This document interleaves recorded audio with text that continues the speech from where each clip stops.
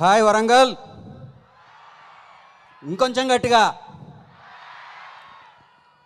So భీమా pre release ఈవెంట్కి మీరందరూ మాకింత గొప్ప ఆతిథ్యం ఇవ్వటం నిజంగా మాకు చాలా సంతోషంగా ఉంది.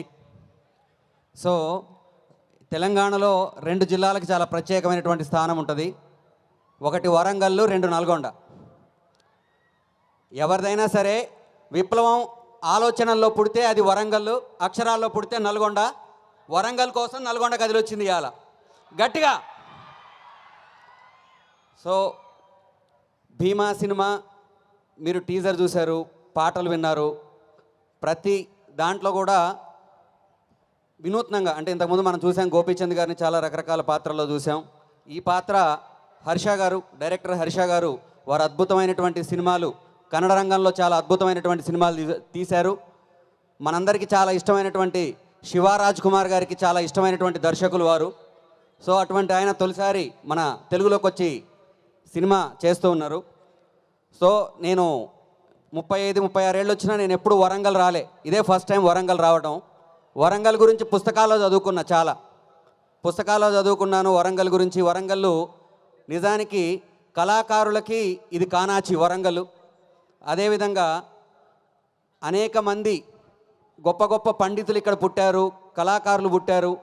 ముఖ్యంగా తెలుగునాట చాలామంది మర్చిపోయినటువంటి మహాకవి పాల్కురికి సోమనాథుడు ఈ గడ్డ నుంచే పుట్టిండు. చాలామంది సంస్కృతమైనటువంటి పద్యాలు రాస్తున్న రోజుల్లో మొట్టమొదటిసారిగా ఈ నేల మీద జాను తెలుగులో పాట రాసినటువంటి వ్యక్తి పాల్కురికి సోమనాథుడు. ఈశ్వరుడి మీద రాశాడు. అదే మన భద్రకాళి అమ్మవారు ఎవరైతే ఉన్నారో, భద్రకాళి అమ్మవారు ఇక్కడ వేంచేసి ఉన్నారు.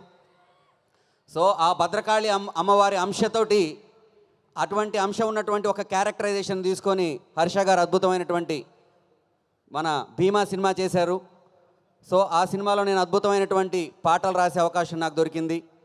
ఏదో ఏదో మాయా అనుకుంటూనే పడిపోయా. మీరందరూ పడిపోయే ఉంటారుగా, పడిపోని వాళ్ళు ఎవరు ఉంటారులేండి, ఖచ్చితంగా పడిపోయి ఉంటారుగా. ఎంతమంది పడిపోయారు మీలో? పడిపోని వాళ్ళు ఎవరు లేరు, కాకపోతే బయటికి చెప్పరు అంతే. సో థ్యాంక్ యూ, ఇంత గొప్ప ఆతిథ్యం మాకు ఇచ్చినందుకు. భీమా సినిమాలో నాకు ఈ అవకాశాన్ని కలగజేయడానికి ప్రధాన కారణమైనటువంటి శ్రీధర్ గారికి, అదేవిధంగా మా డైరెక్టర్ హర్ష గారికి, అదేవిధంగా మా నిర్మాత కేకే రాధామోహన్ గారికి, అదేవిధంగా కళాకారులకి, అదేవిధంగా టెక్నీషియన్స్కి అందరికీ పేరు పేరున నా ప్రత్యేకమైనటువంటి ధన్యవాదాలు తెలియజేసుకుంటూ ఉన్నాను. మార్చి 8 మహాశివరాత్రి. ఆ మహాశివరాత్రి మొత్తం శివనామంతో పాటు భీమనామంతో కూడా మోగిపోతుంది తెలంగాణ, ఆంధ్రప్రదేశ్ మొత్తం. మీరు చూడండి, ఖచ్చితంగా అంత బలమైనటువంటి అవుట్పుట్ వస్తుంది. అదేవిధంగా ఈ సినిమాలో చక్కటి స్వరాలు ఇచ్చినటువంటి రవి బస్రూర్ గారు, వారు ఇక్కడికి రావటం కుదరలేదు వారికి ఉన్న షెడ్యూల్ వల్ల, వారికి కూడా ప్రత్యేకమైనటువంటి ధన్యవాదాలు తెలియజేస్తూ ఉన్నాను. ఈ సినిమాలో పనిచేసిన ప్రతి ఒక్కరికి, మాళవిక గారికి, అదేవిధంగా తోటి టెక్నీషియన్స్ ఎవరైతే ఉన్నారో వారందరికీ, అదేవిధంగా మా కెమెరామెన్ గారికి ప్రత్యేకమైనటువంటి ధన్యవాదాలు తెలియజేసుకుంటున్నాను. Thank you. మీరు చెప్పింది నిజమేనండి.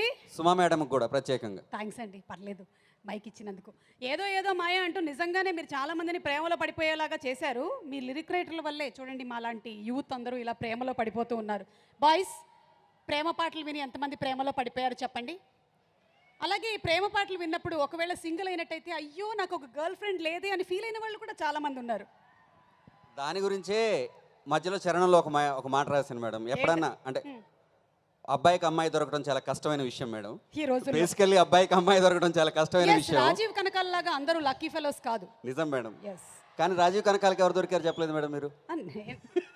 నేను కాకుండా ఇంకెవరైనా దొరికారా? రఘు గారు మీకేం తెలియదా? ఓకే సరే. సో ఒక అమ్మాయితో ఉన్న టైంని అందరూ మెమరైజ్ చేసుకుంటారు. అందుకనే చరణంలో మీ అందరి కోసం ఒక లైన్ రాశాను, నిజమా నీతో ఇలా ఉన్నాను నమ్మలేని ఇది వరమా అని. ఎస్, పెళ్ళైన తర్వాత భర్త కూడా అదే అనుకుంటూ ఉంటాడండి, నిజమా ఉన్నానా అని. Okay, anyway thank you so much. Thank you అండి.